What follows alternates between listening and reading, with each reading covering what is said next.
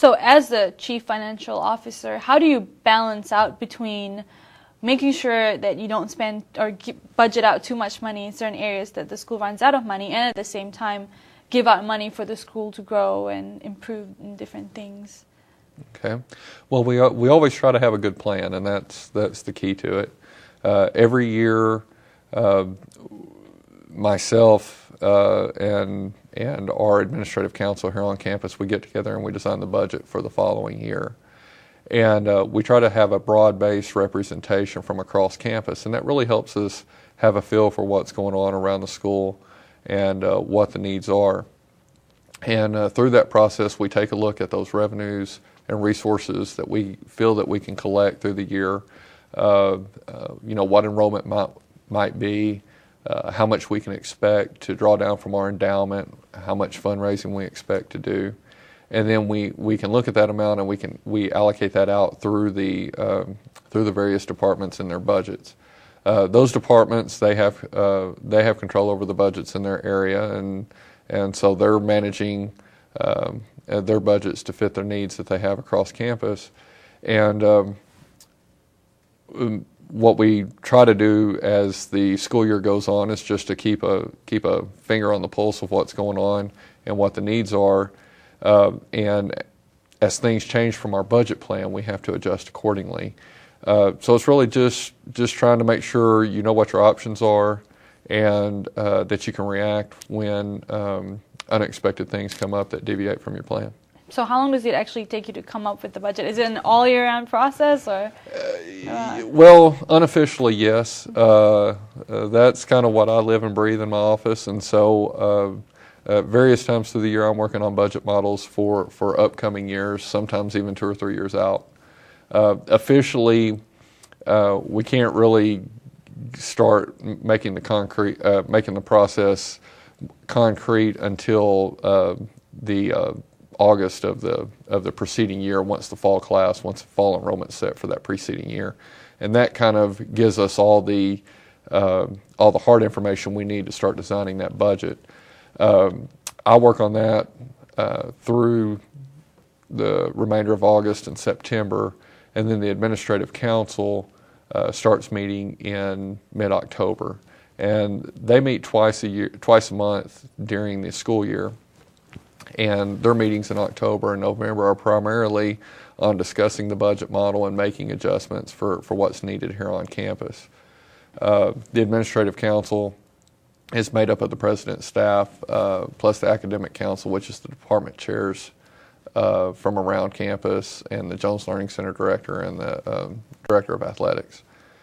And they go through the process of evaluating all the assumptions, the tuition for the following year, the estimated enrollment, what the needs are around campus, and whether any of those can be funded or not. And by the end of November, they need to come up with a model that can then be presented to the on-campus budget committee, which they are also a part of, but also includes other representatives from the faculty, professional staff, support staff on campus, as well as student representatives. And that group meets in early December. And again, they're presented with that model and debated and ask questions and give their comments on it. And at the end of the day, they need to come up with a model that can be recommended to Dr. Neese to be presented to the Finance Committee of the Board of Trustees and the Executive Committee. And that occurs in January. So when the official process starts, you're looking at a good 6 months before it's finished. Right. Wow, that's a long time. So students don't like when tuition increases. So, but it does. Does it have to go up every year for the most part in order for the school to keep on running? Well, it's like any other cost. Costs go up. There's inflation, and so yes. Pretty much we can expect for costs to increase every year. Mm-hmm. We do try to balance out what the students are paying with the product that they're receiving. And a lot of times we have requests by students or by faculty for things that they feel that will increase the value of the product that they're receiving. The flip side of that is the money to pay for that has to come from somewhere. And again, 70% of the revenue that we receive from the school comes from student tuition and fees. And so a lot of times to make those things happen, it's going to involve a tuition increase to make that happen. Okay, well, thank you very much. Do you have anything else you would like to add before we end?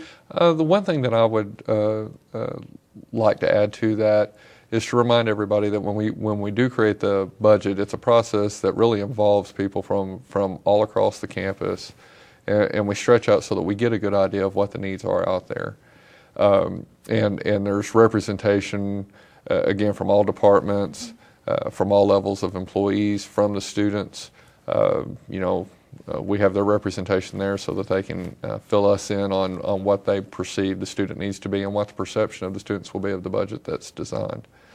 The other thing would be that when students, from a student perspective, when they look at what the needs that they think the campus has, to remember that every other student is going to have their perception of what those needs are as well, and that they might be different. But when those ideas can come together and be able to present, this is something that we think needs to be addressed on campus, then we hear that a lot of times from SGA or from other areas around campus of what those needs are, and we start to work on it. But sometimes it might take a year or two or three before things can be put in place to make those happen. So just the assumption doesn't need to be, well, there's a need out there that's not being addressed. A lot of times it is being addressed. It's just a larger timeline than what somebody might have expected it to be. And I think you give a good example with the wireless internet. Like when we wanted to get the wireless internet, you said our school needed to first upgrade all the computers to be able to fit that or something, right? Correct. When the call for having wireless access around campus has been there for several years, and we've been working on that project as far as trying to figure out what it would take to make that happen, where the funds would come from to make that happen, but also we had to make sure that we had the infrastructure that could support that happening, and so it took a couple of years to get all of that in place. One thing, last year we implemented wireless access in the library, and that was a good place to start. It allowed us to learn a lot about that, to make sure that when it was installed it was going to work properly and could be dependable. Right. And so we've worked through that process. We found the funds to make it happen, and so come next fall, wireless access will be a part of all the dorms. That's cool. Well, thank you again for joining us this show, and thank you so much for tuning in. Be sure to watch next week, same time, same place, for another episode of Conversations. Have a great day.